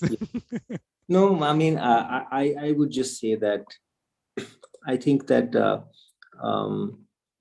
I truly feel that we're just, like, where India is concerned, we haven't done anything unless we've impacted people on the ground, the people who are deprived of the basic services, right? I think some of my greatest hope I draw from when I find out from team organizations like Sama, when they're doing stuff that really gets to everybody, not just people in cities, but everybody. And they're already doing that with the local adalats and the police mediation and stuff like that. I think that in the next 10 years, I think they're really promising years. We can do a lot of amazing stuff together, but we have to have a healthy dose of I don't know, like what could work, rather than the conviction that sometimes we have that something is the right thing, which I always worry about. Kitna convinced kaise hain log ki this is it. So I feel like if we go in there with some ground level truths and some I don't know, and we listen, we will be able to solve this problem. If we go in there like one more bureaucratic sweep, one more conviction ki aisa hoga, then again we'll be back to square one. So my 3 words that I feel like the mantra for life is I don't know. Perfect. Yes, Akshita. No, I also completely agree with Sachin. I think the day one of us say, I know, then we're like, that's like dead meat, you know. But I just think it's a collective effort. I don't even think we realize whose voices we need. It's voices that's probably never been heard in the legal space that actually need to sort of step in and that might change the whole game. Um, and I think it's just also making sure that you're watching what everyone else is doing, because it's so people are doing such incredible things, and just hearing from you about what people are doing in Kenya and the other places, it's just so nice to know that there are so many of us putting our heads in and sort of trying to solve for smaller parts that could hopefully collectively come together and create chains of change. And I'll just leave, I think all I have to say, at Sama we say this, it's suljhao magar pyar se.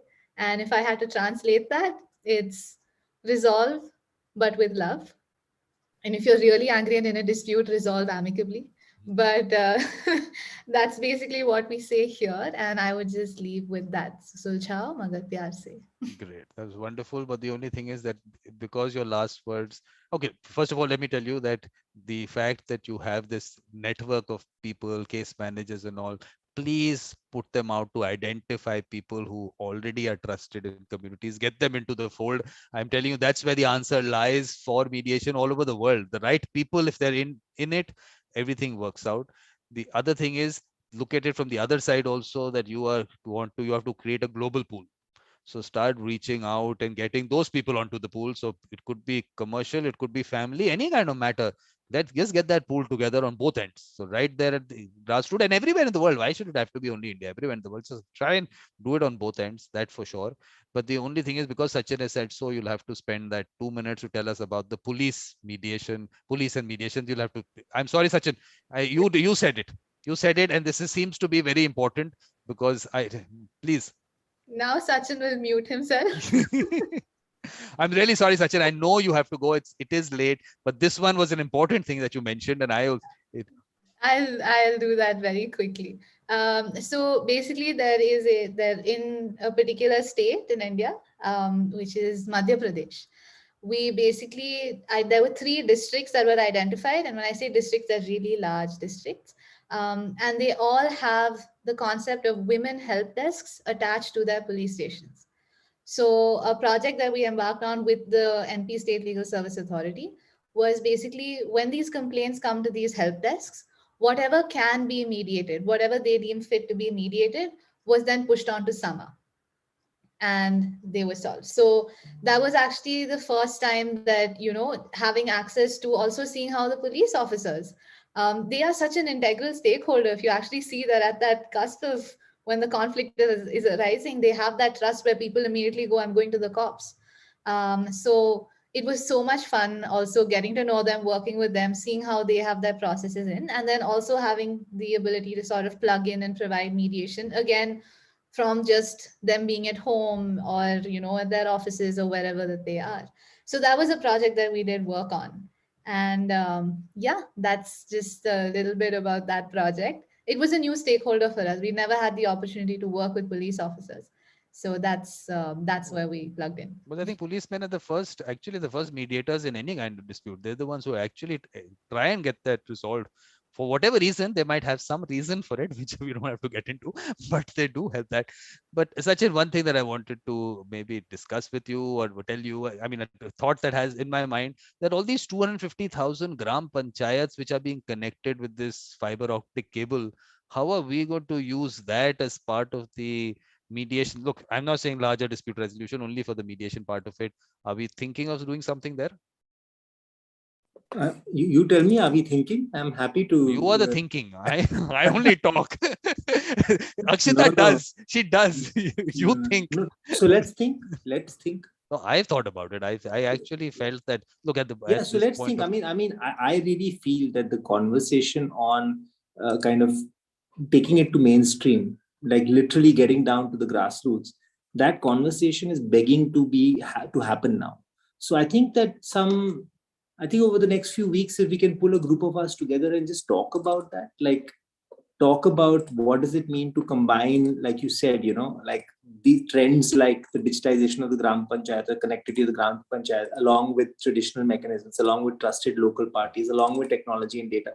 एक बार बात करते हैं. Let's see what comes out of that, because I really feel that the approaches can't be your classic startup ecosystem approaches. They'll have to be kind of very unorthodox approaches that take advantage of startups, but at the same time, also these trends that you're pointing out, like the digitization of the Gram Panchayats. Because I put it across to the thought leader. He's going to take it forward. I've done my job. I will definitely organize a group of us to have a great chat on this, for sure. Don't get me into the chat, because you know how long your chats are going to be. No, we are the only reason today is, frankly, Vikram, this is nothing. It would have been 4.5 hours we could have gone, no problem. It's just that kal subah उठना है, retreat के लिए जाना है. तो मतलब वरना otherwise I was already prepared. I'm wearing my tracksuit and all. I'm ready to run.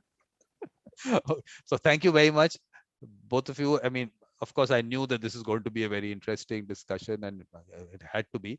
So, and I think the work that both of you are doing, amazing work, and so much to happen there. So thank you very much, and hope to see you very soon. Right? Please unmute yourself. And thank you. Yeah, this is what I want to hear. That's what I want to hear. There are people on the other end. People should know that I don't talk to myself on the camera. No. Thank you so much. Okay. Thank you to everybody all around the world, whether you're, with your morning coffee or signing out for the night. Thank you, Vikram. Thank you. Thank you, Akshita. They'll be reaching out to you. Please work with them and take this out. Whatever. Absolutely. Already got a few names down. Yeah. James and David. So, thank you. And thank you very much. Take care. Bye.